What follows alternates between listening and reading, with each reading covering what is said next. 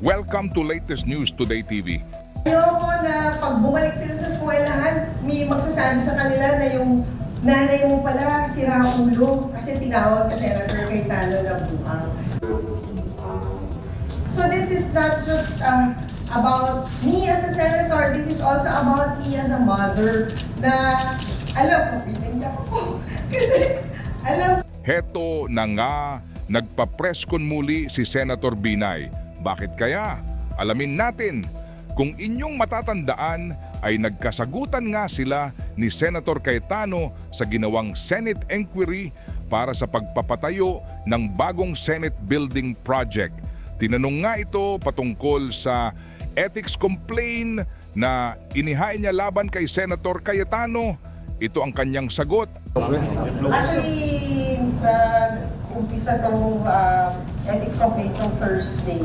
Sa itong Wednesday, medyo in shock pa tayo dun sa nangyari nung Wednesday. But nung Thursday, nung napanood ko na yung mga videos, kasi hindi ko talaga narinig yung tinawag niya akong buwang nung nag-send na lang sila ng mga videos. Doon ka na lang nalaman na nung nakaalis pala ako, marami ko siyang mga sinabing masasakyan. So, nung Thursday, I instructed my staff na pag-aralan kung meron ba talaga magiging basis yung ethics complaint. Kasi hindi naman natin na mag-file na alam naman natin na hindi mag-propose. Well, unang-una, maraming component yung complaint. Kasi now, well, aside from being a senator, si Senator Alan Cayetano is also a lawyer. And di ba, as a lawyer, meron din silang standard na sinusunod. And during the hearing, nakita naman natin na hindi lang yung standard of a senator, hindi yung standard din of a lawyer, yung na-violate niya during the hearing. So, number one, yung name calling na ginawa niya, yung sinabi niya na yung ang pangalan mo, Lourdes, hindi Marites.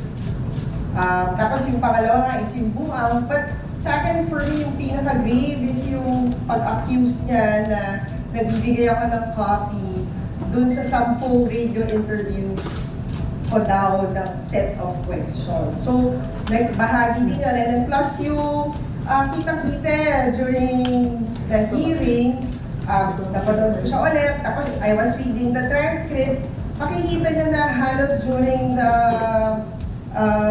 hearing on Wednesday, parang siya lang yung salita ng salita. Tapos every time mag-explain yung DPWH sa tanong nila, kina-cut off niya. Eh, di ba, paulit-ulit naman nilang sinasabi na this is about a review. So kung review to, bakit yung resource person hindi nabibigyan ng pagkakataon na mag-explain nung statements nila? At nang tanungin naman siya na kung pwede bang pag-usapan na lang ang mga nangyari para hindi na kailangan na mag-file ang ethics complaint. For me, when the pronouncements were made during the hearing, ano na yun kumbaga nabitawan na yung mga ganong salita, di ba? So, ang sa akin, babalikan ko, yung nangyari sa amin noong 2015, parang that time, pinalipas ko na lang, pinalampas ko na lang. But this time around, parang hindi na ako papayag na gawin niya ulit na yung paninira na ginawa niya. And I'm a mother, magulang ako, so kailangan ko protektahan din yung mga anak ko na ayoko na pag bumalik sila sa eskwelahan, may magsasabi sa kanila na yung nanay mo pala sira ang ulo kasi tinawag ka Senator Cayetano ng buang.